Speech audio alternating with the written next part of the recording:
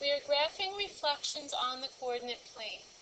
A reflection flips a figure over a line of reflection.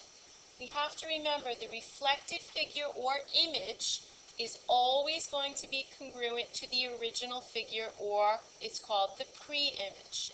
Since both figures are congruent, we are doing what we call a rigid motion. We could make the pre-image and the image coincide. We can make them overlap. It would be a rigid motion. Yesterday, we graphed over the x and the y axis. Today, we are going to concentrate and graph over a given line. The symbol for my reflections is a lowercase r, and then I would use a subscript to tell you what I would reflect over. So let's take a look at the first one. So here I'm going to give you the triangle ABC, and I give you the vertices. So right now, I would like you to draw a triangle ABC.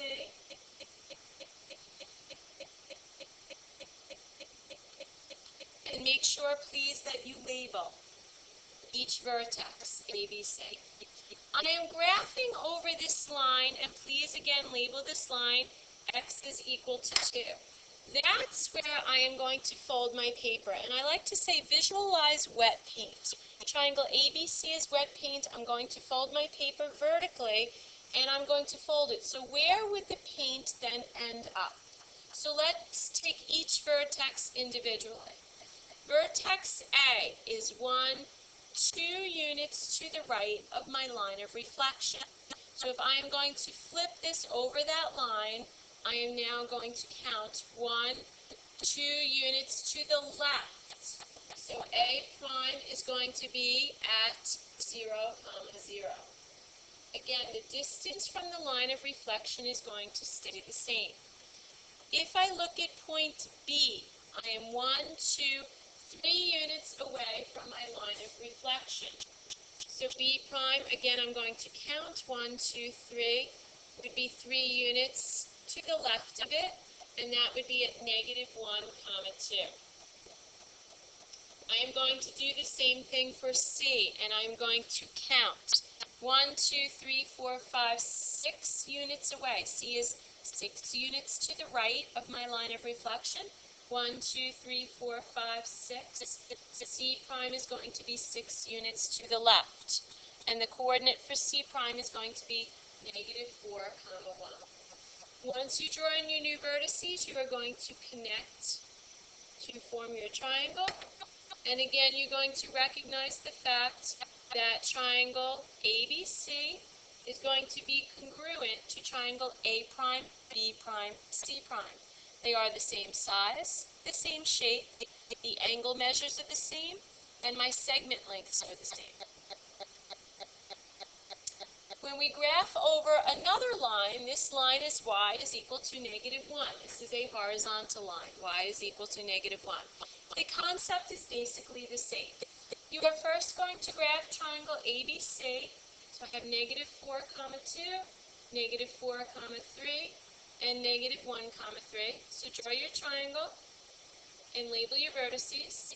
And now I am going to be folding my paper horizontally across. And again, if this is wet paint, quadrants we learned. This is quadrant number 1, quadrant number 2, quadrant number 3, and quadrant number 4. If this was wet paint and I folded it along that line of reflection, I would be somewhere down here, which is quadrant number 3. So let's see how this works. The strategy is the same. You're going to look at each vertex individually. Vertex A is 1, 2, 3 units above my line of reflection. A prime is now going to be 1, 2, 3 units below. And I'm just going to erase the jumps I was just showing you. And that is going to be A prime. A prime is going to be located at -4, -4. Now B, we're going to take B and count. B is 1, 2, 3, 4 units away from the line of reflection. So I go 1, 2, 3, 4 units below it. I call it B prime. and B prime is going to be at -4, -5. And we're going to do the same thing for C. C is 1, 2, 3, 4 units from the line of reflection. So I'm going to count 1, 2, 3, 4 units below it. Call it C prime. And C prime is going to be at -1, -5. Again, connect your vertices and recognize that triangle A prime, B prime, C prime is the same size and the same shape as triangle ABC. Now we're going to reflect across a diagonal line. Again, the concept is the same. It's just diagonal. This line is y is equal to x. So again, please take your coordinates and graph it. So A is at -1, 2, B is at -2, 6, and C is at 1, 6, and label A, B, C. Now what I am going to do, this is where you have to think a little bit. I am going to be now folding my paper diagonally. So now what we are going to do is find out the distance, the diagonal distance we are away from my line of reflection.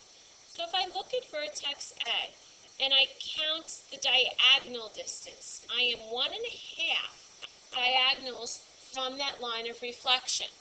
The distance of A prime is going to be the same as the distance A is from the line of reflection.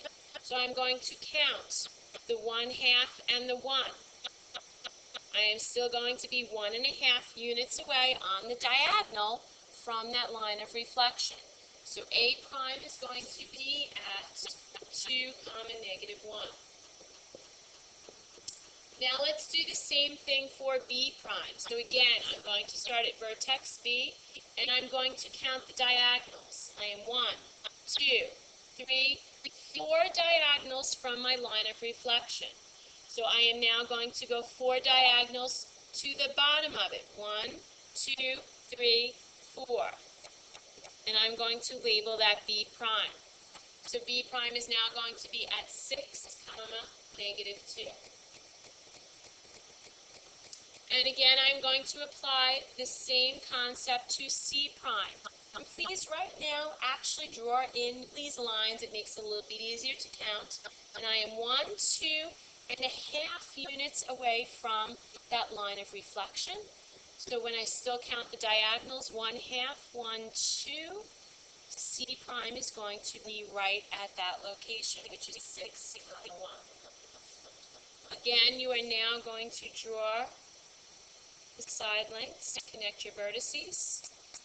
And triangle A prime, B prime, C prime has been reflected over that line y equals to x. It is still the same size and same shape as my pre-image.